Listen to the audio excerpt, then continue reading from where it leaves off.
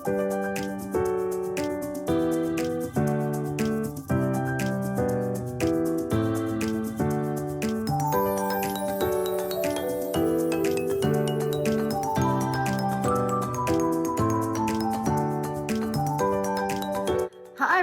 and welcome to episode 106 of the I Rock Knits podcast. My name is Cori Eichelberger. It's a doozy. And I am coming to you from the southwest corner of Minneapolis, St. Paul, the Twin Cities of Minnesota. Welcome. I have some new people watching. I have been teaching quite a bit, and when I teach, I talk about my podcast, and then people come over and watch the podcast. So welcome to all of you that have been at classes with me in the last couple of weeks, where I have shared lots of tips and tricks and amazing information, but I also learn from you. I love teaching. It just fills me up because I'm an extrovert and I love to talk, but also because good knitters are fun to be around. And I had amazing, awesome knitters in my classes. You're gonna get a little bit different of a view today. I sit at a high top dining room table. It seats 8, and there are 8 high, like leathery bar stools that sit around it. But when we moved into this house, we did not buy leather bar stools. We bought pleather bar stools to put around this beautiful Amish high top table. And they have been peeling for the last 2 years. The edges, they've been cracked. So we finally found an upholsterer who thought that the construction of the chairs was just fine. And although we used them quite a bit, they weren't banged up at all. So we're going to have them recovered in red, dark red. I'm so excited. We got a new couch, a new recliner couch system, sectional a year ago, and it's dark red and we love it. So we decided, and the ladies who are reupholstering the 8 stools are very excited because they say, everybody wants gray. And I said, not me. So they sent me home with purple and dark orange, dark purple, dark red, and we, laid them out in here. But the stools are gone. So I am stacked up on a wooden little stool here. It's not the right height for the table or for the podcast, and it might not even be noticeable by you, but it's totally noticeable by me. And I'm not sure how long I will be able to sit on this stool with this hip. So I'm having my hip replacement surgery on Wednesday. I am excited to get it fixed because in the last 2 weeks, it catches all the time and it takes my breath away. I'm not sleeping well, and so I'm just really glad to get it done. So first thing Wednesday, I'll go in and then we'll be good to go. So I thought it might be fun to do the podcast backwards today. I'm kind of bored with the format. I print out everything ahead of time. I have I have a blank form that I fill in everything, and we do it in the same order, and it just can get a little dry. And maybe not for you, maybe you're like, fine. You can always fast forward because I always put the squares up of what the sections are. So you can always fast forward to a new section pretty easily because you can see when that pops up. I don't do the segmented across the bottom because I don't edit on my computer. I edit on my iPad. So that's my way of doing that. But I thought, gosh, maybe it would be fun for me to do something in a bit of a different order. So we're starting today with Cori stories, which is usually at the end, but do I have a doozy for you?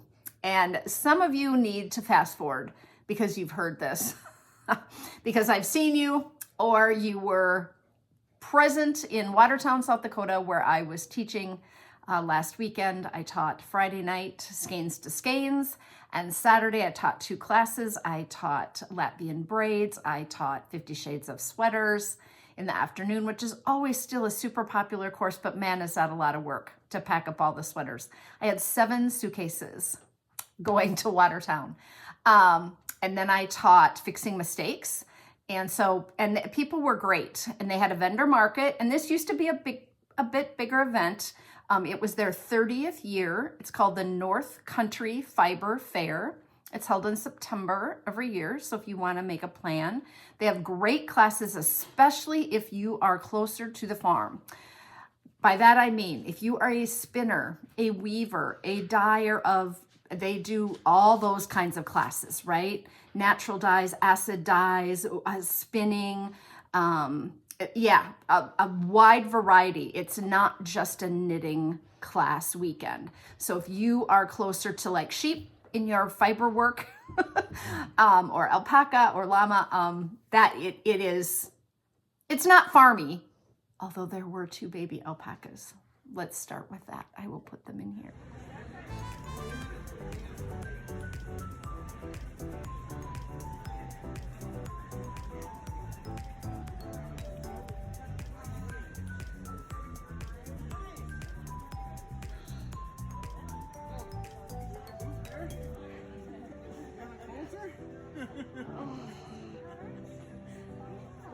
They slept outside, so they're a lot prettier than what they're Oh, they look beautiful. Oh, you're so pretty. Look at you. Yes. You're so pretty, Listener. Oh, it's okay. It's okay. Oh, my. Oh, who would have thought I would have gotten to see one today? Hi. Oh, yes. Okay. Oh my God.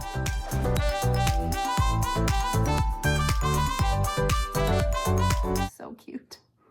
They were 1 year old and darling, and they brought them into the vendor market and walked them around, got to pet them. They were not too shy, super cute, just lovely. And that was really fun. I did see a giant bunny in one of the vendor booths, but because they have not been present in the last couple of years, it was a tiny bit smaller vendor market and a number of people. I think, like, I don't know, someone said that. I don't have anything to compare it to. My classes were fairly well attended and it was lovely. It was in a big expo center, a county expo center. And yeah, it was very, very lovely. So I would highly recommend. A committee of volunteers puts it together, and I hope you can't hear Cody panting on the floor. When he gets thirsty, which I think he waits, then he drinks like 3/4 of his bowl of water. And I could hear him back there doing that. And now he's panting because when he's drinking all that water, he doesn't breathe. Some of you have asked, he's doing fine. He's doing great. I was so stressed about leaving him last weekend. Every time we go away here in September, I'm like, something's going to happen. He's still just happy. He's getting skinnier, but he's eating. I bought him 24 hot dogs at Aldi this week because I wanted him to have a treat this weekend. My husband's gone fishing up north and bringing our boat, his fishing boat back. And since I had to teach yesterday, I also taught on Zoom for Floxie. And so if you're not familiar, Floxie, Floxie, is the new company brand for what used to be Knit and Escape. And they do amazingly sophisticated, technologically classes online. They're on it. Their vendors do an amazing job. They do training up front for people. And so they are technologically, just so good, right? And you have a moderator in every class who helps you with your chat and helps you with your screen sharing and can switch back spotlights for you. Like it's really well done. So I taught Saturday afternoon, I taught Latvian braids, and I taught a 1-hour workshop on Ravelry. And people who signed up for that event got that workshop for free. They do demos, and those are all free, and the vendor market's free, and the knit nights are free. So it's a lovely event. Yeah, now I've applied to teach again in November and February. And they mix it up, so they don't want the same people every single time or the same classes. So we'll see about that. But I did teach that this weekend, and Ross was gone, so I had Cody. And I liked and so I went to see if I could find some like dog food cans inexpensively that I could pour a little bit on top of his dry food. So he eats his dry food, but he really likes the little treat on top. This is Confessions of a Dog Mother. Okay. And I couldn't find any at Aldi. And honestly, at this point, if I was in a young journey for a dog, I would not feed them garbage. But my dog has cancer, and he was supposed to be gone by now. So he can have all the things. I don't care, right? Like, if he wants to eat something that's not good for him, he can be like his mama. Have a cookie. No. So I bought 24 hot dogs in a pack for $3. And I cut him up, and he is giddy. He's just loving me. So yeah, he's doing great. I mean, he sleeps quite a bit, and Ross is gone, so he's not getting his walks outside because I'm not walking right now. And yeah.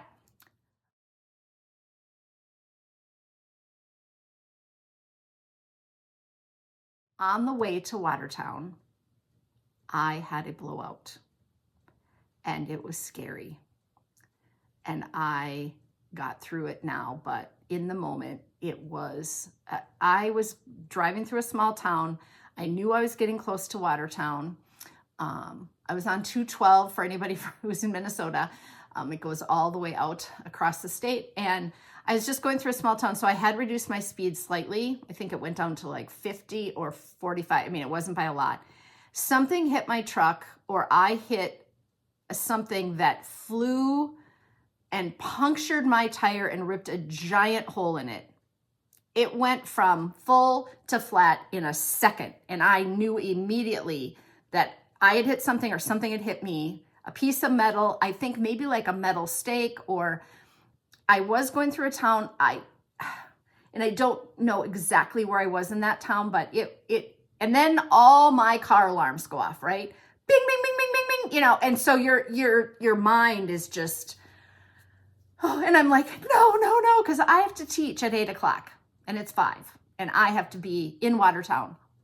And so, you panic because those people are counting on you to be there, and they're expecting you, and you have no way to get in touch with those folks because you haven't shared all the phone numbers and all the text message. Lesson learned. I knew I probably had some information, but I didn't know how to get in touch with anybody. So I drove about a block and a half, just a little way forward from when I slowed down to nothing, into a gas station. And there was literally nothing in this town. I remember seeing a fireworks stand, but maybe there was a downtown, but I was out on the highway, and I was going right by the town. There was nothing. There was a Sinclair gas station. Gotta love that dinosaur. And the Tip Top Tavern was attached, like it was in a building. And so I pulled into to their area, and I just went in and I said, I need help. And the lady looked at me, and she knew I was panicking.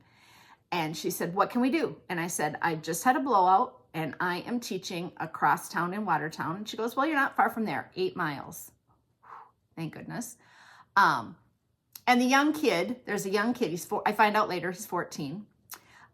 He's like, I can go put the spare on. And I said, I don't have a spare. I drive a hybrid truck. So it's a Cadillac Escalade hybrid, but it's a 2010 because they don't make them anymore. And we've had 3. We buy them used. And it's a great vehicle if you have to tow or bring a lot of stuff, or if you have a big dog to put in the back. And it gets better mileage. But because you have all those battery packs underneath, there is no spare. And it's a truck, so a lot of the bigger trucks don't have big spares unless they're kind of, I don't know, bigger trucks and jacked up or whatever. So they have room for that, but I don't have a spare. I have a seal kit. So we go out and look, and I'll put a picture in. And it's not a very good picture because where I had pulled forward to, I was on top of the hole. But we've lifted up the flap, and the hole, there's no seal that's going to happen. And my heart is going pitter pat. And so they immediately, both of them, he says, my brother works for someone, they might be able to get a tire. And then he gets on the phone, and then the lady gets on the phone, and she calls the tire place, and the guy's like, it's going to be an after hours call. We're going to have to tow it. And she's like, okay, we'll get back to you. And I'm calling my husband to say, what kind of tire? Like, I don't know what kind of tires we have. I do now, Michelin, but I didn't then. And I knew we had gotten newer tires, but I'm in Watertown, South Dakota, and that is also not large. And so how am I going to be able to find the tire? And my husband's on the road. He's driving south to southern Minnesota. So he, like, even if he could have come, I'm hours. It's 3.5 hours to Watertown. So I'm 3 hours and 10 minutes out, right? So it would take him forever to get there to even help me. And I should be able to help myself, right? Like grown ass woman, right? So he's like, you're going to have to look. I can't remember the tire number. So the kid and I go back out. We look, find the tire number. We call. And then like I just said, right now, all I need to do is get to the center. I need to teach. And that's my number one like concern. Time is passing. I got to get there. And the lady says, I'll take you. And I said, I have 7 suitcases in my car. And big suitcases. And they don't all have to get there, but I also don't want to leave 5 suitcases full of sweaters and 1 full of samples and 1 with my clothes at the gas station 8 miles out of town. And so she was like, no problem. And she disappears. And the kid's trying to help me. And he says, you might want to sit down and have a drink. Because I'm at the Tip Top Tavern, which is actually a restaurant. And they're making food. They're making pizza. And people are picking it up. And so, I mean, it wasn't a busy place, but they had a bar. You could tell. I said, no, I'm good. The lady comes back. She went home and got a truck. She came back. She and the boy are loading the suitcases into her truck, out of my truck, before I even, and she asked me if I could pull forward enough to get because I can leave the truck there, but if I could get it out of the way. So I slowly moved it forward, and my husband's in my ear going, don't wreck the rim. I'm not stupid enough to wreck the rim. I wasn't going to drive to Watertown. But, I'm just in a panic. So I get in the car with this woman, the truck, and we're driving to Watertown. And I say, oh, by the way, I'm Cori. And her name is Julie. And she owns the Tip Top Tavern in Sinclair Station with her husband in Kransburg, South Dakota. So if you are ever traveling through, you all have to stop in. This woman just saved my day. Not only did she drive me to Watertown, but the event is on the complete opposite side of town. And they have construction all the way through the main part of town. And we had gotten a heads up that you have to go around the whole town to get around to have any chance of, because it was just, they had torn up the whole main road. So she took me and she's like, oh, we spent lots of time at the ice arena. And I said, what do you do? And she said, well, I don't work out there. We own it, but someone couldn't come into work. So that's why I was working today. Right? So she's helping me out because she can. And she said, I have, someone's came on shift at 5. So I'm ready to leave. And I don't know where she lived. So I'm not sure if she lived like in Watertown, but I don't think so. Cause she went home and got a truck. So I assume they live in Kransburg.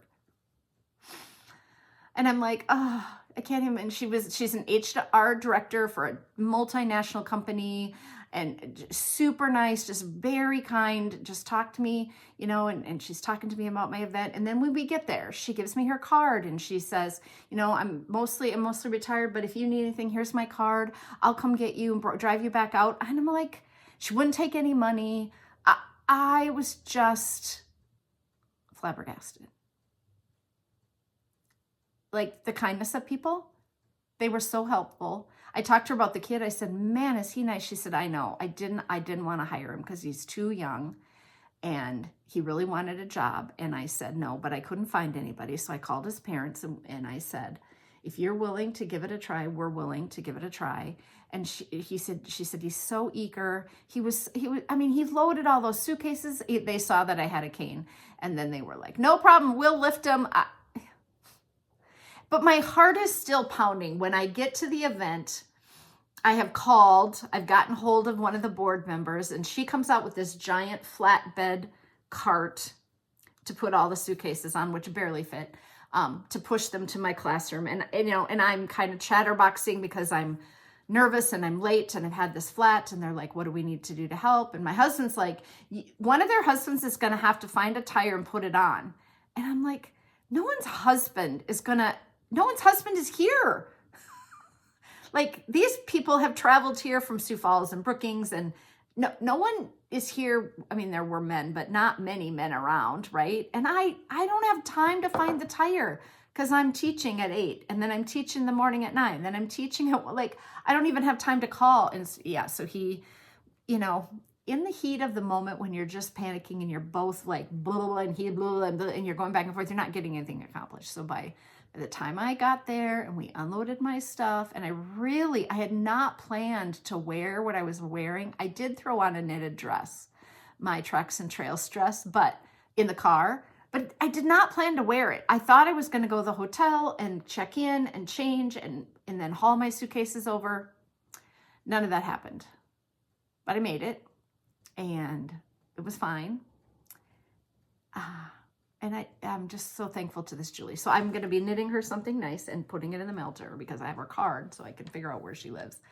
What should I knit for her? Like, people who are not knitters aren't going to necessarily want a shawl. Maybe some pretty mittens. I don't know. I'll have to think about this. Scarf, hat, sweater. Should I knit her a sweater? Like, I could kind of tell her size. I could knit her a sweater. Anyway, it started off the weekend and I was just still, my heart was kind of racing the whole evening, even when I was teaching. And I got to sit quite a bit to teach because of my hip, but even that Friday night, I and then people were asking me, how, are you okay? And how, and I'm just like, well, my car is sitting out in some town in front of a bar that I don't even know. And I don't have but the next morning, my husband found the tire. Yay. And then he found a tow service. Yay. And then the guy drove out. I had to take the keys on Friday night and drop them in a mailbox, random mailbox, so that the person that was going to tow it could tow it in. And as long as he did it in the morning, he wasn't going to charge me off hours, which is lovely. So I just dropped my keys off. Thank you, Jane Taylor, for driving me everywhere. She's the librarian from South Dakota, former librarian, soon to be new yarn store owner. So we're going to all support that 100%. She's opening a yarn store. And so, yeah, and I knew Jane because I spoke at one of her libraries in Sioux Falls, my hometown. Anyway, so she drove me, and $349 for the tire, $120 for the tow. So glad I make so much money on these teaching weekends because there it went. I mean, it wasn't bad considering I got it all done, right? They went out to Kranzberg, towed it into WW Tire. Thank you, Watertown Tire. They put it on, they called me, left a message. You can pick it up anytime. And then Jane at lunch on Saturday drove me all the way across town, off by the interstate again, which that's where the tire was. And it was a Michelin, which is what we had on the car, it was the last one in town. Ross called everywhere. So he saved me too, because I didn't have to spend the time calling. He was at a car auction in Fountain City. So yeah, it was just not the way you want to start the weekend. And now I have a tiny, tiny bit of PTSD. That's probably not the right word, but like, I was really watching the road on the way home. And if I hit a bump, like my heart, I have that like heart. I mean, I'm super lucky I didn't swerve and go in the ditch or, hit the gravel. It just, thank goodness I didn't like scream and hit on the brakes and swerve out of control, or that someone was behind me. All the bad things could have happened. But yeah, I was just very careful about driving home and thinking about, it was my right rear tire. And I thought, God, if it would have been a front tire, that would have been worse. And when I went back home on Sunday, when I was driving back home, when I went back through Kranzberg, I kind of slowed way down and looked in the area that I thought I might have hit something or got something hit my car. And there were, cross streets coming in to the area. But I didn't see anything. I would have loved to have like gotten out and walked up and down and to see if there was like some type of sharp metal piece that I ran over with my front tire, and then it hit my back tire. I ran over it with my back tire and it just slashed it. Anyway, Cori's stories this week was heart palpitating. It was just very nerve-wracking. And you know, as soon as you tell that story to anybody, everyone has a flat tire story. I've been to 2 knitting groups this week and been around, and everybody has a story. It's incredible how much we all have been, you know, affected by that. So little Cori stories number 2. You'll remember back a couple of episodes. I used a little pattern, 2 little sweaters for my nieces. And I put them in the bin over here for Christmas. And then I thought, you know what? They're kind of spring colors, baby colors, pastel colors. And I decided that I would send them in the mail. And I got one picture. The girls didn't really want a picture for their mom. They wanted to play in the backyard. But I did get a picture of them in their little sweaters. And then I got little, they painted me little thank you cards, little watercolor thank you cards. I don't think I laid them on the table here. They're so cute. I should grab them because of course I'm smart like that, and they were right here. Look at this. Thank you from Mommy and Luna. And I love you from Summer. So Summer must have done that. Well, maybe Ruby did it. She does watercolor, their mama. She did a little sheep. Oh, so cute. These might be cute enough to frame, right? And hang in my office. Or actually, I bought glass for my glass top desk, and I don't have anything under there. So that would be nice, because then I would look down and just see them. And I wouldn't have to pay to have them framed, because framing is so flippin' expensive, right? So yeah, I might do that. That would be lovely to have those. So I got the little picture from them, so that was kind of fun. Going backwards, I'm having a huge sale. Let's just be honest. I said this in my post on Instagram as well. Summer sales of patterns was terrible. I sold very few patterns. And usually I can kind of maintain a little semblance of people buying from me and have a little income, but not this summer so much. And when I was teaching, I offset all my teaching money. So Ross and I in the last couple of years have really decided to try to keep my business afloat, even though we don't want me to make a ton of money, because they take it all, because we're in a little higher tax bracket. And so I took a loss the first few years, which is great. Could take a little bit of a loss, but we're trying to just balance. So I have 2 PayPal accounts, and I have a newer checking account and bank account where I'm just trying to keep all my money straight, which means when I get my monthly bills every month, which I pay for a bunch of stuff, right? I have Zoom and Dropbox and the Later app, which I upload all my stuff to Instagram for later posting, and Canva, and it all comes in. Some of it I pay yearly, but I just have expenses, and I was running out of money. Let's be honest. I was like, wow. And I have some checks that I'm waiting for from teaching, and I knew they were coming, but anyway, I was just getting down on money, and I haven't been designing because I was working on writing that book this summer. I have never had allergies like this year. I'm going to have to edit this because I'm sneezing in the last 2 weeks. Just big, my nose, I can just feel the pollen or whatever it is. It's not pollen in the fall. What is it? Just, something. I don't have allergies. And I just sneeze. I get this whiff of something, especially if I let Cody out or come back in. So anyway, I decided that I'm working on some collaborations coming up, with some yarn companies and stuff, but those patterns will not be out. And in order to kind of refresh my pattern sales, you have to have patterns coming out all the time. And I'm not going to have for a little while here, especially with the surgery. So I thought I'm going to put stuff on sale. So I just put it all on sale for cheap. Anyway, Shawl Timber, all 8 of my shawls. I have 8 shawls. I have a couple of things that are like shawl-like, but I did not include those. I have 2 little pontinis and a poncho, and those are not included. Just my shawls. There are 8 shawls. You can get them all for $10. I just needed motivation for people to be like, I'll take that deal. I don't need any more patterns, but I'll take that deal. And then I have 11 sock patterns, and you can get those for $10. So even if you own, this is my thought process, if you own 1 or 2 of my shawls or 1 or 2 of my sock patterns, it's still a great deal. And so the people who support me and have bought my patterns also can feel like, hey, I'm still getting a deal, even if I already own some of her things. And it was super successful in the first couple days. I made $400 in the first day or two, and I was like, yay, I can pay my bills, and I don't have to worry about that money that's not coming in from the events. I did get paid in Watertown, which replenished my bank account, right?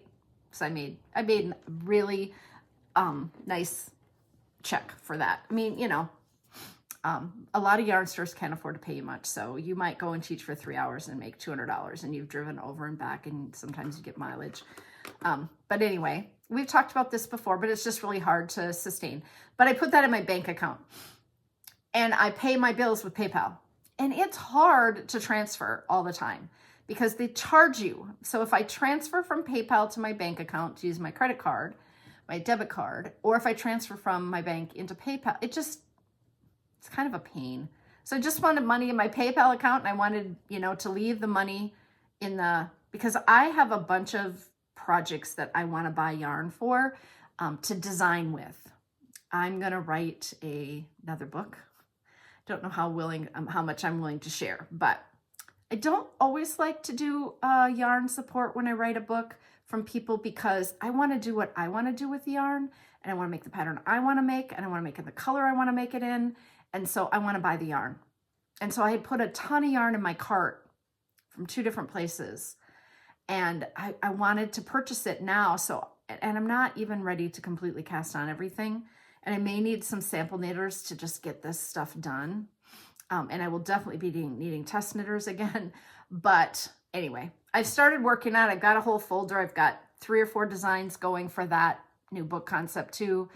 And I just wanted to have the money in PayPal to buy the yarn. And so I just had to manipulate the system a little bit to my advantage so that I wouldn't have to say to Ross, which we could certainly afford to buy some yarn, but we're trying to keep it all under my account, and I didn't have enough money to do all the things, pay all the bills, and well, now I do. Anyway, you guys don't need to know all my checkbook stuff, but I think it's interesting. It's fascinating for people to know that sometimes designers are putting things on sale to make sales, to give stuff away for cheaper so that people will buy it so that they can literally pay their bills, right? They can buy the yarn, do the things so that they can move forward in their business, right? I mean, we've all had times in our life when we couldn't afford something, but anyway, so that's what I did. I've got a big sale, Shawltember Socktober, running from last Wednesday through October 5th. And you can get either one of those sets, and they're called iRock Knits Shawls Complete Set, iRock Knits Socks Complete Set. If you go to any pattern page on Ravelry of a shawl or a sock of mine, at the top, and I'll insert a picture, is a available or published in section right at the very top of every pattern page. And that's where we put our sets. So if I have a set of a hat, mitt, and cowl, if I have a set of a hat and a cowl, or like my Taco Tuesday set, that is all listed at the top of every Taco Tuesday item page. And you can click on set, and it takes you to a page that is a buy it now or add to cart option for those items. So 3 items, 4 items, in this case, 8 items are on that page. So all you have to do is click set. You do not have to put all 8 items in your cart individually. As a matter of fact, don't do that. You can just go to iRock Knits Shawl Complete Set, and it's right there, and you can check out. For $10, get 11 sock patterns, and for $10, get 8 shawl patterns. Sometimes you put something out and 2 years later, no one ever buys it again. It's very rare that you have things that are popular for a long period of time. The shelf life on a knitting pattern is quite short. I sent out a newsletter. If you're not on my newsletter form, you would have gotten that right away. You can go to my website, iRockKnits.com, and sign up for that newsletter. Plus, you get the free Kite cowl pattern. So if you don't have that, you need to go over there, put your email in, and you'll get that pattern. So there we go. I'm having a huge sale. I have knit the Ranunuculus sweater once, and I cast on the second one. Let me grab it. So here is my newly cast on second Ranunuculus. That orange is prettier than that. It's sherbet orange. In there it looks kind of flat, and it's not really a flat, but I did a lot of work following a lady's recommendations and then also fitting myself to knit the first one. And I wanted to knit it at a looser or a tighter gauge on a smaller needle with bigger yarn, all the things. And I talked about that at length, but I went and someone sent me the link, and I had seen that this lady did this, but a woman in North Carolina owns a yarn shop, and she had a huge knit along last spring for the Ranunuculus, and she helped people pick a size and fit it in her shop, and she did a ton of video tips and tricks. So that is Sun Dragon Tips and Tricks, and she owns the yarn store in North Carolina, and I have a link to the very first video where she talks about the Ranunuculus sweater, which is a Japanese designer, and it is knit in the Mori tradition or the Mori style, which is this kind of ethereal, friends, some of you know the inside joke on that, oversized, loose gauge kind of style, kind of fairy woodland creatures, kind of like Renaissance, floral in your hair stuff, right? Things like that. That's the style. And so I didn't realize that it was called Mori until I watched this woman's and then I went and looked it up and researched it, and it's fascinating, but it wasn't the look I was going for. But I want to honor the fact that that was a style. That was a style choice that was made. I showed pictures of it. You can look at the pattern page, the Ranunuculus, which is a type of flower. So anyway, I just wanted you all to know that, well, I ran out of yarn because I knew when I ordered my yarn, I ordered the pink and the orange and the white. And because I didn't know if I wanted to do the orange and white and the pink and white. And I really liked the pink with the white better because they were both kind of bright. And the white this would have been better with like a cream. So I had ordered enough to do it two-toned, but not enough to do it in one solid color. So I ordered more. I ordered 2 more skeins of this, and I got this far, and I don't have the yarn yet. And so all I have to do is just finish the body, and it is kind of a cropped sweater. But I wanted you all to know, because several of you wrote me and said that you really liked, you liked the one that I made, you liked the colorways, but it is completely different. It is not the same project as the original Ranunuculus, which people have knit in mohair on size 10 needles. It's just, completely a different sweater that I liked the look that this woman had done, and then I kind of copied her idea.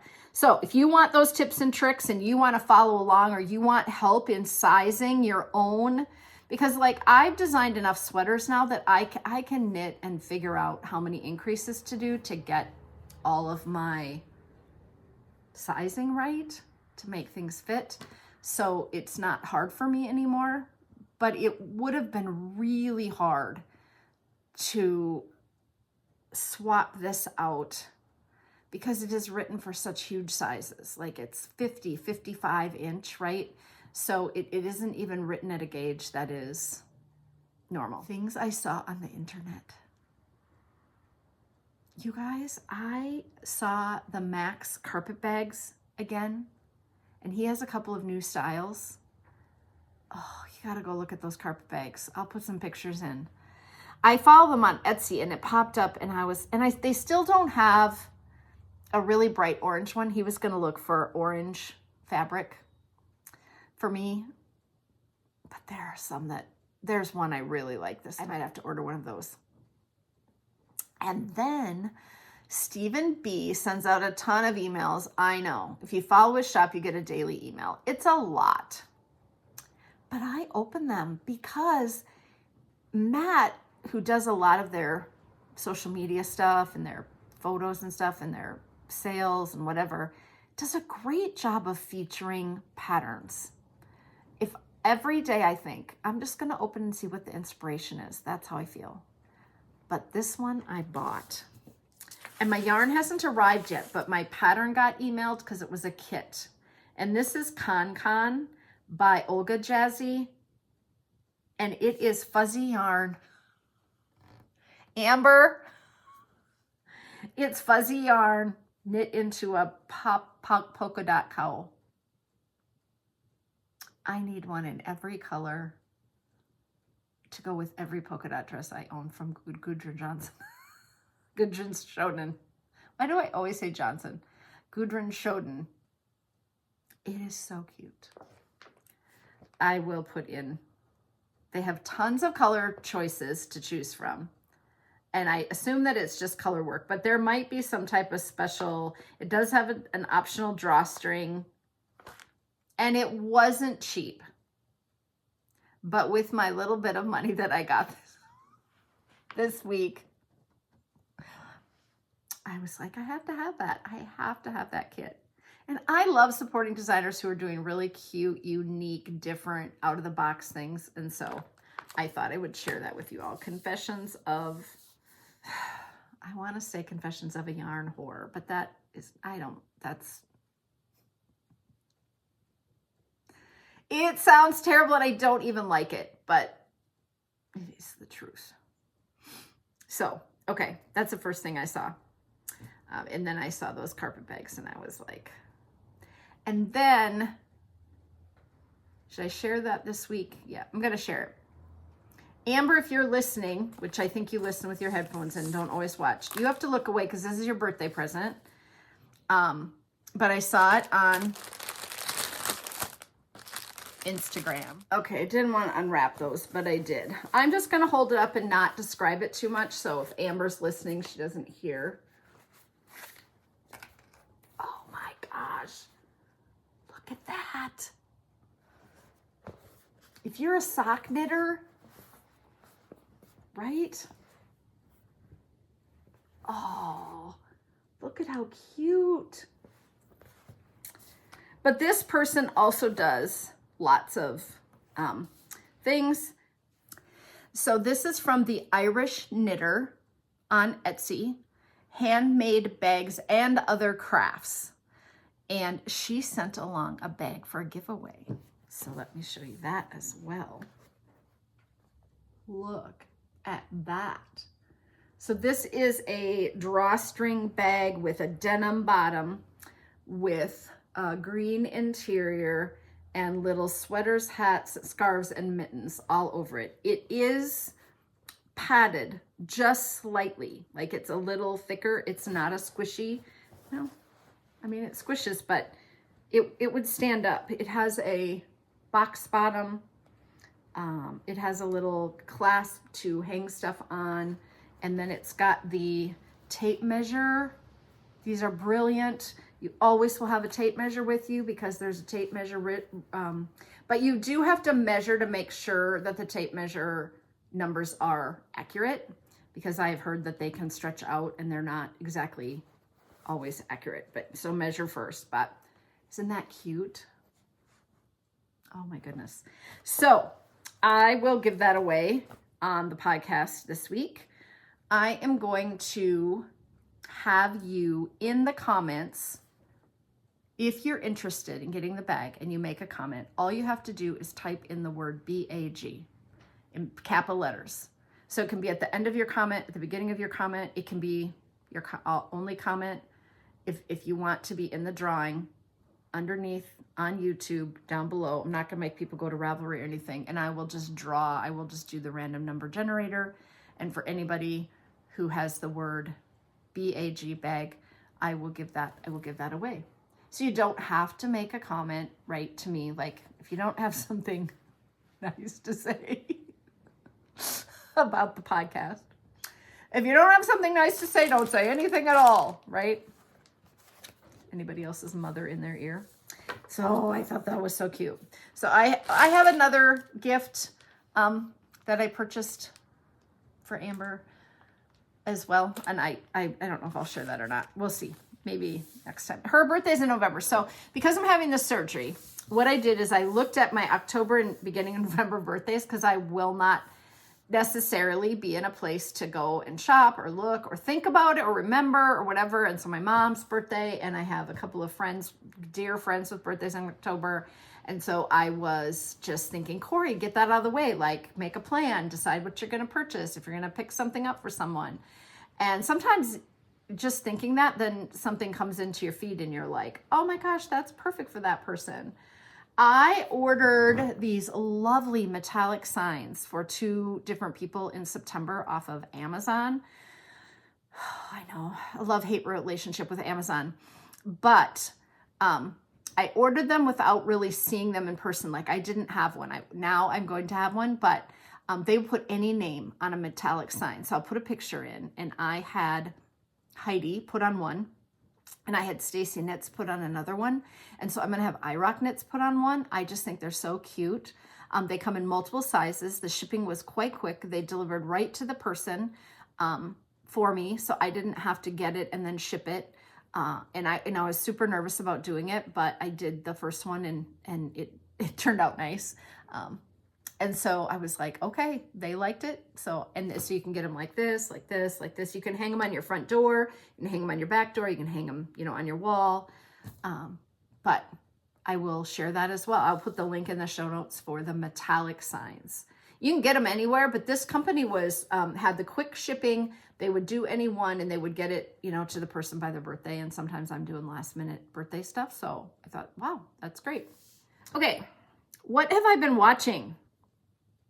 I finished In the Dark. Season 4 is the end of the show. It was dark. It was scary. It was a little hard to watch, in that they continued to make poor choices over and over again. They kept getting people in trouble, which sometimes you just want to say, no, don't make that choice. But this is the show about the woman who is blind, and she hears in an alley, a young man that she has befriended, that she has a cigarette with out in the alley, get killed. And then that happens early on in season 1. And it's been around for a while. The woman who plays the part is not blind, and she does an amazing job. There was some pushback about why they didn't hire an actual blind actress. But she's a hot mess express. Like, she is just self-destructive in 100 ways. But you see her growth, and you see her story in her back, and she has this one friend who just stands by her side continually. Of course he loves her, but it's not reciprocated anyway. And the ending was just it was like a throwaway. It was like they didn't really care so much. They could have gone out with a huge bang, or they could have gone out with a little dribble, right? And so I did talk to Matt at Knitting on Thursday, and he agreed that the ending was just kind of like, oh, come on, right? Like, they could have. But after 4 seasons, if it's not going to continue to go on, you don't have to have a cliffhanger at the end. You don't have to leave it with, I was just mad at the choice they made at the very end. The last 2 episodes, I was like, it's not the choice I want for her or him or them, right? But definitely good. Then I watched The Great British Bake Off, and I was so excited because it was back, and I love watching it. And they're only going to put it out every Friday, so you can't binge it until later. So disappointing. And then I started watching Great British Bake Off Juniors. The kids are super cute. They're all precocious. The judges and the guy they're funny. They do a good job. But the bakes are The bakes are not great. The kids fail a lot, which I think it's great for kids to fail, but I don't want to watch them fail. I don't want my heart to be torn apart when they drop their crap on the floor and when their frosting seizes up and they can't make, caramel. It's just not as in the life with a bad hip. So I don't know that I'll watch more of those. I watched a season, but anyway. And then I've been watching Call the Midwife. And it's heart-wrenching. And sometimes I think they need to bring back, what was her name? The comedic relief lady from many seasons ago. I think we're on season 10 now.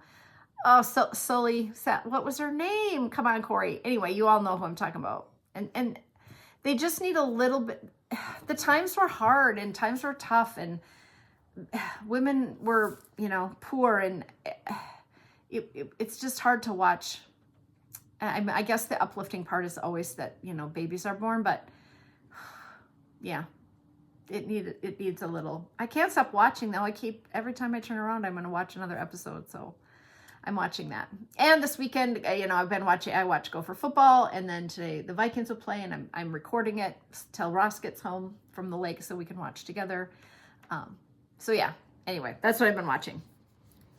I have a couple of finished objects. I hope you're excited about this color combination as I am. Some of you will be and some of you won't. It's going to go with the sweater of the week though.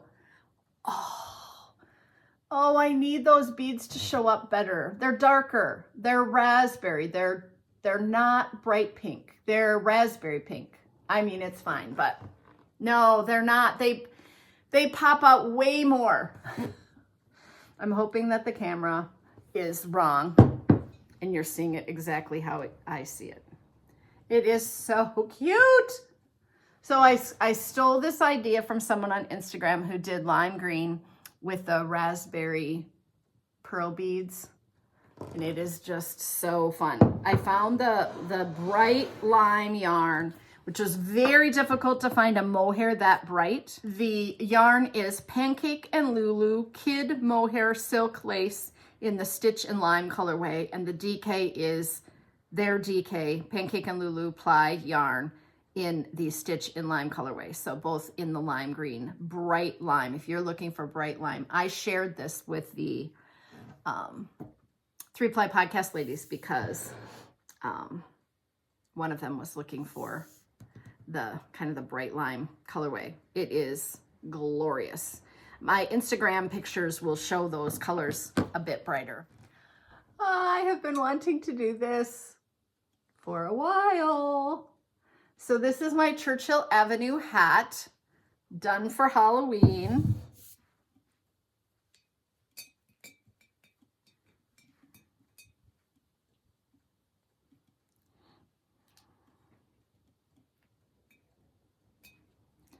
With the lights.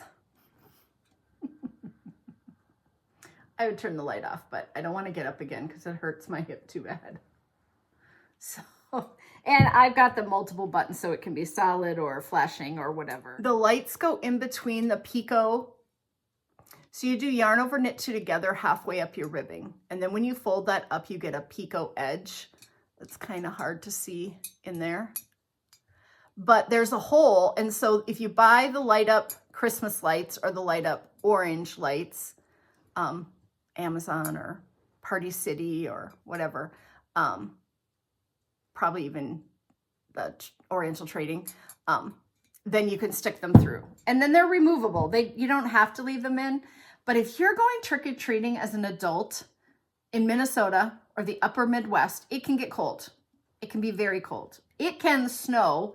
It doesn't, but it can snow. But if you're a Halloween person in Canada or the upper Midwest, then having a Halloween hat that lights up, because it's getting dark now earlier, so it will be dark out when kids are trick-or-treating. I just thought it would be so fun. I would love to do lights again in a couple places, do the yarn overs again, but that's getting a little crazy. I think that the necklace, the little green necklaces that they come in, this is the necklace I bought, one of them. I bought a green one at Party City, but a couple of the bulbs are burnt out or not working.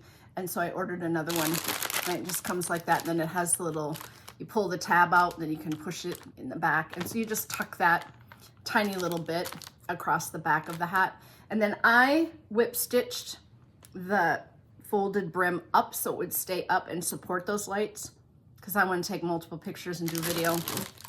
So anyway, that is my Churchill Avenue hat knit with orange and black. Basically, that's all it is.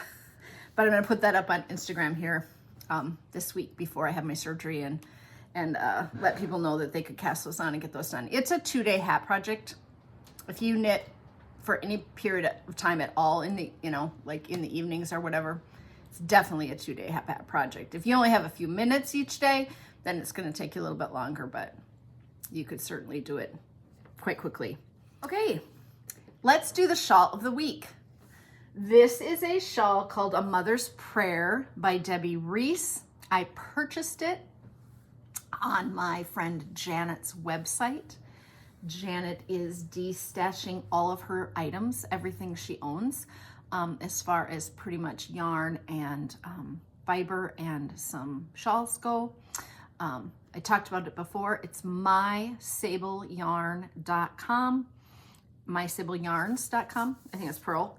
And this is by Debbie Reese. It's a lovely long crescent shawl. They did this as a Mother's Day cast on a couple of years ago. It happened to be in a Cori color on her website, and I thought I wanted to support her in getting some things. I actually ordered a skein of black yarn from Janet because I did not have a skein of black yarn in my stash to make this Halloween hat. So there you go, Janet. She's probably like, why is Cori buying one skein of black Cascade 220? And I thought, well, I can get it out of her stash, and I need a black skein. Did I have a lot of the orange? Absolutely. I did not have a plain black full skein. So she had this. I just think it's lovely. I'm not a huge fan of knitting garter stitch, so when someone else knits for you, it gets all squishy. Yeah. And the ends are so beautifully curled. I love that when you wear it like a bib and then it's super curled.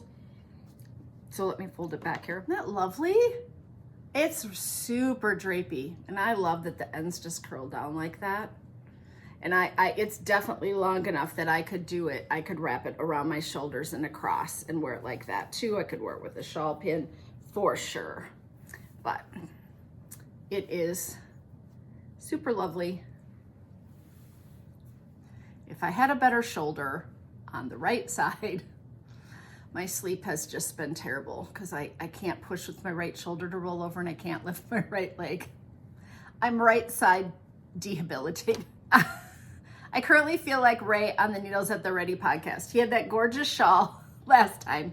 He fussed with it for 3 minutes trying to get it on again, and he couldn't do it. And then he was like, I'm giving up. That's how I feel right in this moment. Like, it's beautiful.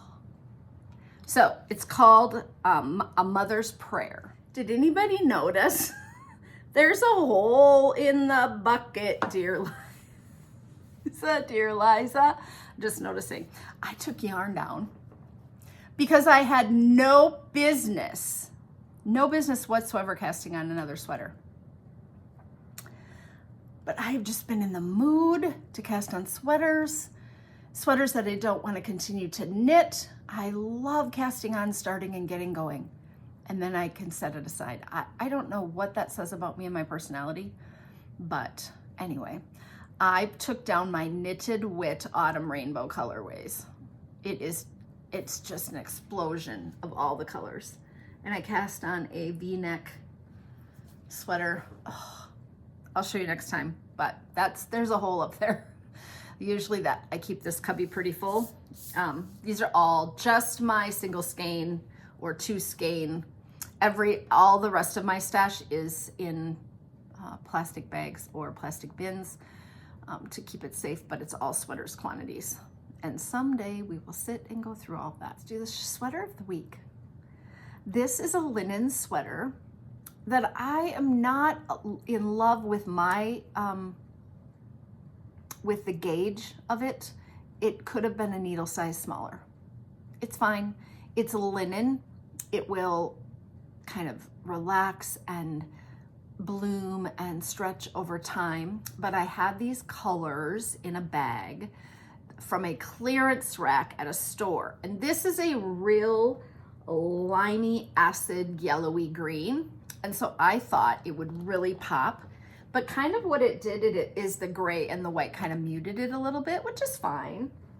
There's a little wrinkle right there. Oh no, this is probably a shadow. Anyway, this is called Daicey, and it is by Melissa Labar, who, you know, if you were an older knitter, if you're a seasoned knitter, you will remember Melissa Labar, because she used to design a ton of stuff, but this was from Quince. Quince does a lot of linen. It's a Aran weight linen. It's Quince Kestrel, 14 stitches to 4 inches, so works up super quickly. It is in the round, long sleeved, seamless. It does have a set-in pocket, which is not on this. A-line, one piece, raglan sleeve. It's like a throwover sweater. So if you're a warm weather knitter, if you live in a warm climate, or if you're in the Southern Hemisphere and you're going into spring, summer, I think this would be perfect, right? It would make a great swimsuit cover up. You could do it in a shorter sleeve and make one size larger so it was like kind of loose and flowy. This is probably a pretty prime example of something that's going to my mother, because she will love this. The palette, the fit, the stitches, she will just love all of it, and I like it. I don't love it. So I'm gonna wear it once this week. It's getting cold. I'm gonna wear it, and then I have worn it in the past a couple times, but I'm gonna just see if I do like linen though. I do like wearing a linen in the summertime. Maybe it's just seasonally not the right. Sizes are 31.5 to 52 inches, and on a size 10.5 needle, it takes less than 1,000 yards, 600 to 1,000 yards. It's a $6 pattern. The sweaters work from the top down, so it's, you know, it's just a simple striped linen top. And I thought, okay, that's the one I'm going to share this week. I have a list. I made a list of just the ones we have left to do. There are quite a few. I was surprised. I bet I have 14 more that we have to do. And in the meantime, I'm going to knit away. I'm going to cast on. And this podcast is going to become Cori's Starts of Sweaters. That's what we're going to do from here on out. I'm just going to show you everything I've ever started, because the tree is full of starts. My project bag hanging tree is not my tree, my yard. The one that's sitting in the corner there that I've shared on the podcast. A lot of you bought it. It's like a coat rack. I have so many, and I don't want to do them. Once I get to a certain point, I don't want to do them anymore. So I may have to just buckle down. I knit mine in Juniper Moon Farm Zoe Aran.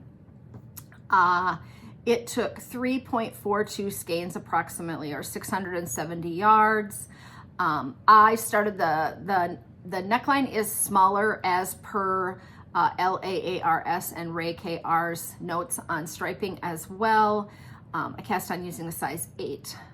Knit 4 rows, then switched to a number 10 for 4 rows, then to a 10.5 for the rest. So it just went up, and that was recommended by people because the neckline was a little too open, which is a lovely way to fix things before you get going. I don't love the way it washed. It's soft, but it got sloppy, right? And so I think tighter gauge would have been, you know, I'm a gauge person. Like that Ranunuculus, I just can't do those open gauges. It's fine. There's absolutely nothing wrong with the gauge of that, but for me, it's a little open, a little loose. So, okay. What did I make this week? Oh my gosh. So I saw a note on the Nextdoor app. We have the Nextdoor app here, and you can join, and then you're surrounded by all your neighbors. So you can share things. You can be like, hey, you know, your dog is out, or your garage door was open, you know, whatever. Or you can ask people for help finding a dentist, or you can say, does someone have someone for a haircut, or my kid wants to mow your lawn. All those things can happen on the Nextdoor app. But a lady said, does anybody have any rhubarb left? This was 2 weeks ago. And I was like, I do have rhubarb and it's not woody. And I have a huge plant in my backyard that I do not tend. Like, I do not take care of it. I don't do anything. We mow around it. It's literally in the corner of the yard because I like rhubarb. And I said, you can just come and walk back there. My husband works upstairs. He'll never know you're here. Whenever you want, just come over. 2 nights later, my husband comes in, he goes, there's a woman cutting rhubarb in the backyard. I'm like, oh, I forgot to tell you. He's like, well, I don't care, but she's out there, and I feel kind of stupid because he was in the garage. I didn't know she'd come at night, like in the late in the evening, which is fine. I didn't put any parameters on it. But then he handed me, he's like, she's bartering this because she said, would you like some tomatoes? And I said, I would love a couple of tomatoes. That would be great, right? Because my tomatoes weren't great on the deck this summer. They were okay, but not great. My Romas were terrible. My cherries were okay. I bet she brought me 100 beautiful cherry tomatoes, like every single one perfectly red. She bought me some of those ground cherries that are kind of like little green peppers that are covered in that little paper sack. And then she brought a couple of big tomatoes and peppers. She bought 4 big peppers. I love peppers, but my husband doesn't. And I was leaving for Watertown. So I gave them to my friend Barbara at Knitting. I said, just eat them because they're beautiful peppers. And Barbara's vegetarian mostly, or pescatarian, and so I knew she would use them up. And mine were just gonna sit in the refrigerator, and I could have chopped them and frozen them or whatever, but you know, when you get a fresh pepper from someone, she's like, are they homegrown? I'm like, yes. So like fresh produce like that, you got to share sometimes, right? I just got leeks from my friend Jan at Knitting last Thursday. She had extra leeks, but I mean, I had so many tomatoes and I have a few. So I made panzanella. Oh, and then I went out with the kids last night. I went out with Stevie and Kylie for supper because Ross is gone. And we went to Broder's in Minneapolis, which I haven't been to forever. It's a whole handmade pasta bar, restaurant bar. They have a little shop across the street that's like an Italian shop where you can buy Italian things. And then they have there's a little cafe next to it, but then across the street is the big restaurant. We had to wait an hour to get in. Oh, but it was so good. So I said to the kids, we should get panzanella. And they're like, I'm not really sure what that is. And I was like, oh my gosh, it's bread, cubed bread with cherry tomatoes with like a wine and olive oil dressing on top. And you can season that or flavor it however you want. And sometimes it has a little cheese and basil. So we ordered it and they were like, this is the best. I'm like, I know I made it last week for your dad. And Ross was like, this is not a salad because it doesn't have a lettuce base. So if you're unfamiliar, some of you will know, you'll be like, oh gosh, I've had panzanella salad forever. So 5 ounces or half a loaf of rustic Italian bread, olive oil, salt, ripe tomatoes, red wine vinegar, garlic cloves, Dijon mustard, thyme, shallots, basil, mozzarella. So I bought little mozzarella pearls to put in mine, but last night they served it with a soft, I think it was burrata, just smeared on the edge of the bowl. And they seasoned it with something on top. But you heat your oven to 400 degrees and you toast your breadcrumbs in the oven or on the stovetop, which is what I chose to do. So I put olive oil and butter in my pan and I just toasted big breadcrumbs. I bought the bread and you want to toast them pretty hard, not crunchy, soft on the inside, but when you pour the dressing over, you don't want your bread chunks to get soggy. So that's the only tip. Otherwise, you slice all of your tomatoes, cut them up. You can salt them and to get some of the juice out so that it doesn't become too mushy for that bread, which I did. I put them in a colander and I salted my tomatoes so that, and I used her big tomatoes and then I put a few of the ripe tomatoes in. Last night, they had heirloom tomatoes in the salad. And I don't know what the dressing was, but it was better than the one I made. Like it was superb. It was really good. I'm going to say they used like a champagne vinegar and then it had some type of flavor. It was very light. Oh, so if you have end of season tomatoes, and I think honestly it'd be really good, you could chop up end of season zucchini and put that in there with that over the top. But that crusty bread, so I froze half the bread loaf, and I will cut that in the next couple days, and we'll have the panzanella again, because I put the cherry tomatoes in the refrigerator while I was gone, just hoping that they wouldn't overripe. I usually leave all my tomatoes out on the counter, but I just didn't want them. Oh, she gave me so many. And I then went out and talked to this gal, and she was super nice, and she has a community garden, but she can't have a rhubarb plant because they till it up every year. And so she just brought so much, and she was so thrilled that there was still so much rhubarb, and it wasn't woody at all.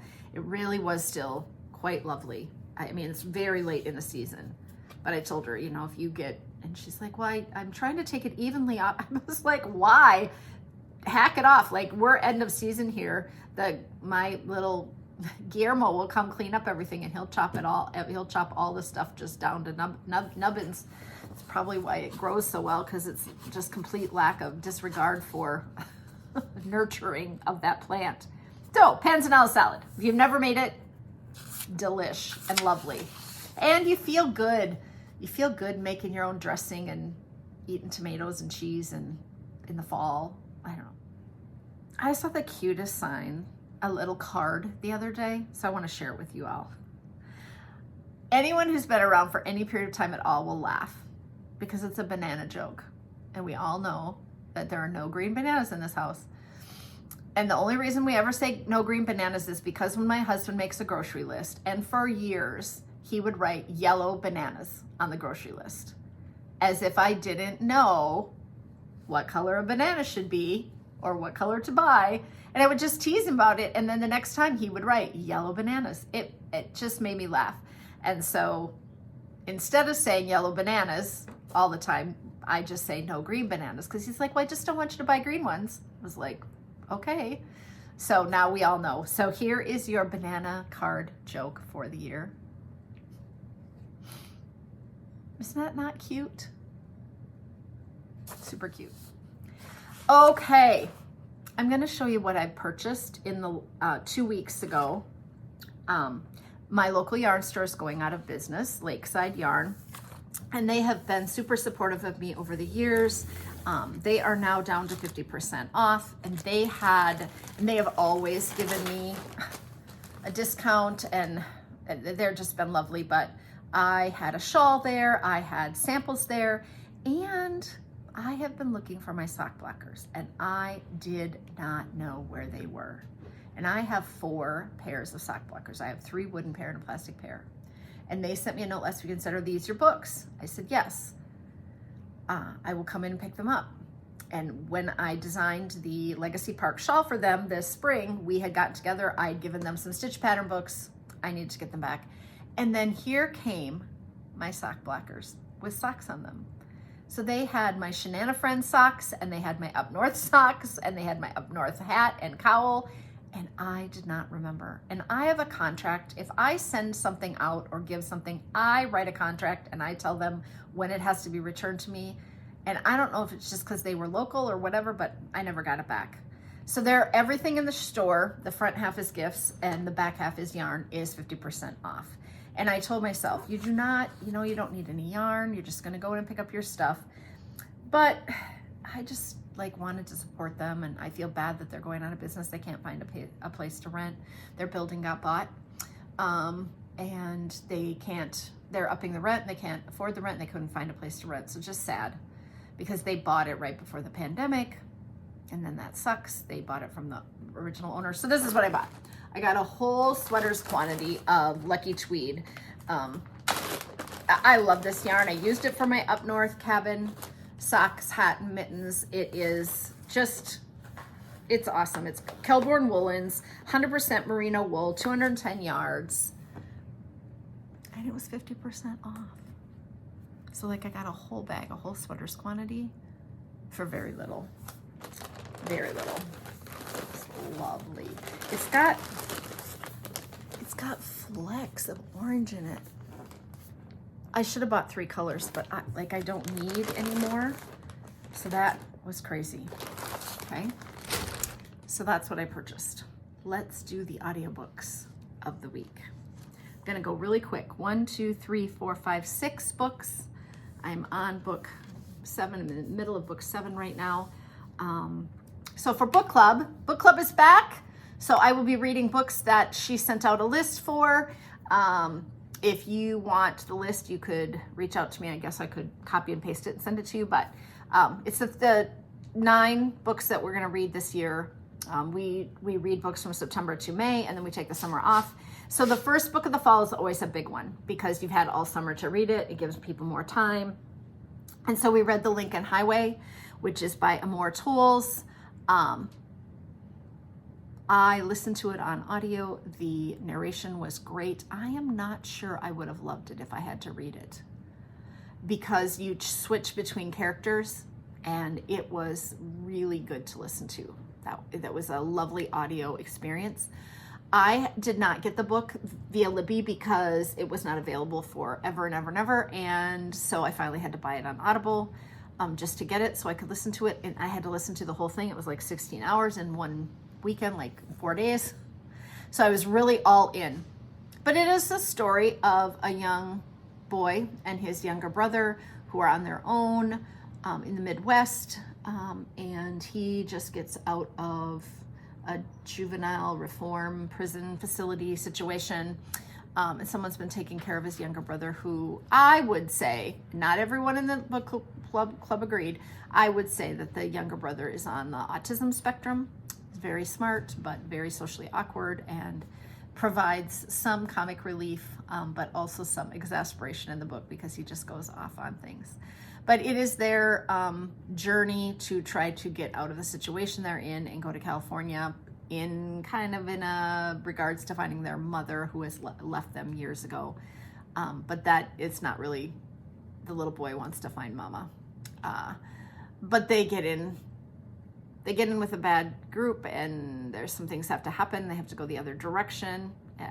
So, and they follow the Lincoln Highway, although there are people in the group who didn't think that the Lincoln Highway was a big enough character in the book, that they spent some time on it, but not a lot. And so they thought that it should have been maybe differently represented. But anyway, good book. Then I read The Marriage Contract by K.T. Rhubarb.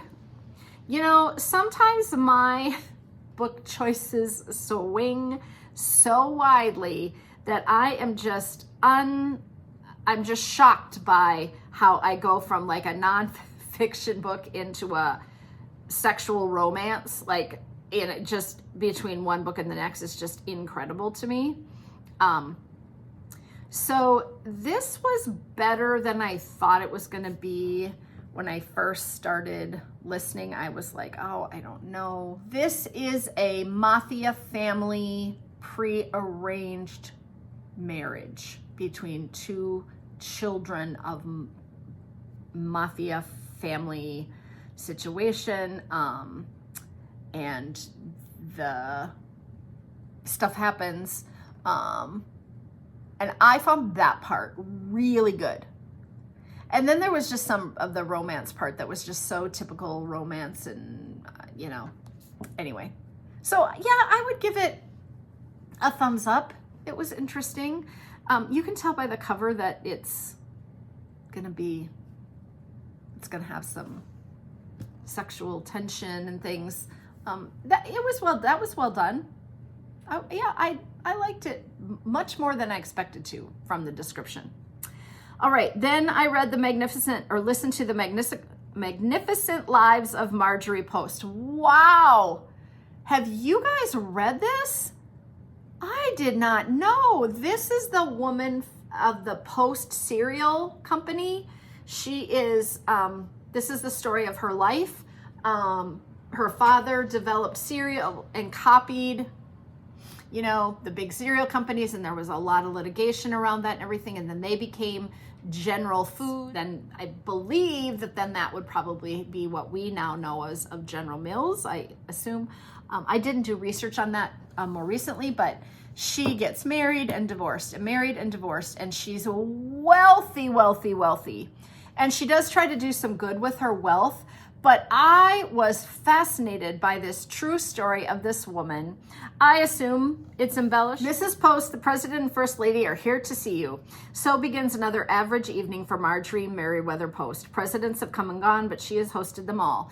Growing up in Battle Creek, Michigan, Marjorie was inspired by a few simple rules. Always think for yourself, never take success for granted, and work hard, even when deemed American royalty.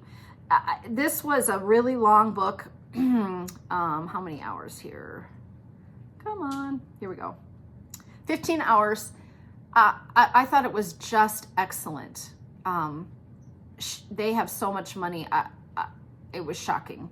You know, they buy a ship, and they buy one of the first private airplanes, and they fly everywhere and they vacation. But then it's also her, like, making her way in the world and then becoming one of the few women in that era to kind of step up and say, hey, I belong at the table. So highly recommend. Really good. Then I read The Care and Feeding of Ravenously Hungry Girls by Anissa Gray.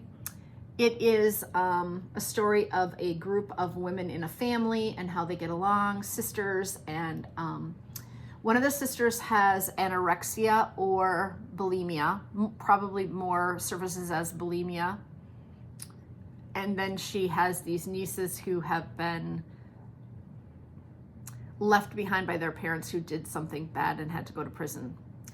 And so the sisters have to rally to try to take care of the sisters, the young sisters. So it was interesting. I didn't love it. I found it a little difficult, but you know, sometimes I read books like that. Then I listened to How Starbucks Saved My Life. I don't know why, because I'm not a coffee drinker. But it came up and I just listened to what stuff comes. This is by Michael Gates Gill. It's a little preachy. It's a little, we should all get along. He has fallen. He was an advertising exec in New York City. He gets fired. He can't find a job. He goes to work for Starbucks. He cleans the toilets and he loves it. He works behind the counter and he can't do it well. A true story of this man. But I feel like it was shined and polished up a little bit to be the story of somebody who's happy with their lot in life, even though their lot, like his commute to the Starbucks is an hour and a half each way, like all the things that could make it terrible. And he loves his job, and I do believe that. But there's a little shiny on that, especially now with what we know that's going on with Starbucks employees. This was written a number of years ago. This is 8 hours long. It took place in 2007, so I'm assuming he worked there in 2005 or 6. But he has raised his family, and he and his wife get divorced. You know, he loses his job. He's down on his luck. He can't find a job. If you love coffee, if you love Starbucks, if you love Starbucks in New York City, the flavor of the book and the background and all that is very good. Highly would recommend that. But he does get a little like, live each day to its fullest, enjoy everything. And it got a little, there was not a lot, there's just a little bit of preachy in there. So then I just finished yesterday One Man's Wilderness, and that is a gentleman who goes to live in Alaska for a year. He does a lot of photography and video, and this is from back in the day. This is a 7-hour book. It came out in 2010, but it happened in, I want to say the 60s or the 70s. I can't even remember. I should, because I just listened to it. But he goes and lives off the land. There is a cabin on a lake that he has to hike to when he gets dropped off by the airplane that someone else has built that has a canoe. So it's not like, Survivor. He's very well equipped to get along. He builds his own cabin, but he has packed in equipment, packed in food. The plane comes every so often and drops off mail for him and brings him other food, but he lives through the whole, and it was really well narrated. I loved the reader because I thought it's his journal entries. So it starts out, June 24th. I arrived today and I had to, I had to lift my packs and but they're all very short and they don't go on and on. It's not written like a huge story. And the guy reads it so well that you kind of forget hearing the dates and what day it is. But he talks about the seasons changing and, finding blackberries and then seeing the caribou up on the mountain and then getting through the winter. And yeah, so it was quite good. I really did like listening to it. So there you go. Those are the books. I try to go through those quickly. Now we're back at the beginning, at the end, because I did it backwards, which I'm not really sure I loved, but whatever. What am I wearing today? This is my knitwear sweater. I wore it in Watertown last week, and I thought you should wear that more often, especially in the fall. It's a little snug around the belly, but I'm okay, right? I got a new Gudrun Schoden dress at the end of summer. I buy all my clothes from them when they're on sale because they're expensive, but I love them. And the dress had these colors in it, and it was a more fitted, straight, like t-shirt dress. And so I wore that, and it looked really cute together. But then I saw pictures of myself afterwards, and I was like, it's a little tight. It is what it is. I have a belly right now. As well, so do many of you, and it is, what are we going to do about it for right now? Because I literally cannot exercise and can't walk and can't eat less. I can't eat less. I am not motivated enough to eat less. All right, so you can get this in my Knitwords book. My Knitwords book is available as a PDF download on Ravelry. You can get it on my website for $20, shipped to you as a softcover book. I can sign it for you. If you get the book, you get a PDF download. It comes with a code to put it on Ravelry, so if you want to print out one. All right, little dog interrupt us there. He was looking out the front door and a puppy went by, so he had to say hello. I think that's all I have for you this week. The Vikings are on. I'm going to go watch. I will edit during halftime. I will get this up. I will assume that I'm going to be back in 2 weeks. But if I am not, just know that it's because I'm recovering from the hip replacement and I'm not sitting well or I'm not sitting up well. We don't have the stools back, and I don't know that we will.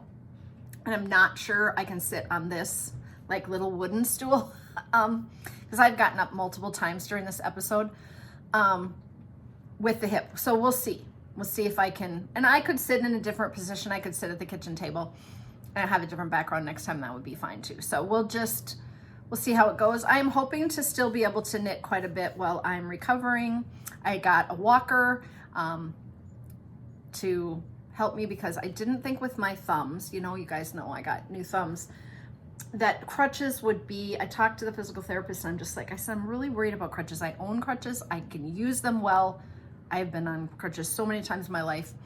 But I just feel like you kind of push in. And he said, I agree. I think you could be more on this part of your palm, and you wouldn't have to be fiddling with where their placement with a walker. So we tried a walker and we both agreed that that's the better choice. So I have a walker, but I got a handicapped sticker, which is lovely because I'm hoping that I'm in significantly more pain now than I will be, a week or two after surgery. So I sent that baby in and got in the mail, and it was lovely to have this weekend. And when I was gone in South Dakota with all the suitcases and stuff, to be able to pull up.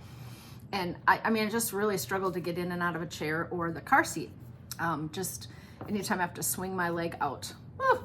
So I am so glad that you guys are all still here with me after all these episodes, and that we can laugh and smile and cry together or whatever.